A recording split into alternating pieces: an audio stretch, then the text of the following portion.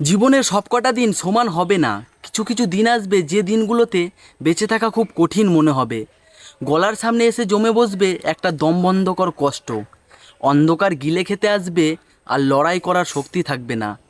ক্লান্ত লাগবে খুব, বিষাদের ভারে নুয়ে যাবে কাঁধ, ভিজে যাবে চোখ, ভেতরে একটা চিৎকার জমা হবে, কিন্তু গলা থেকে একটা টু শব্দ বের হবে না। বাইরে থেকে পরিপাটি করে সাজানো মানুষটার ভেতরে চলতে থাকবে তুমুল ভাঙচুর।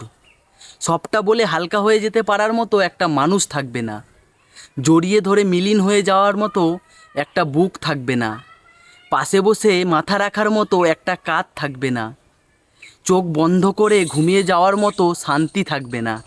আসল ব্যাপার হলো এই দিনগুলোতেও বেঁচে থাকতে হবে।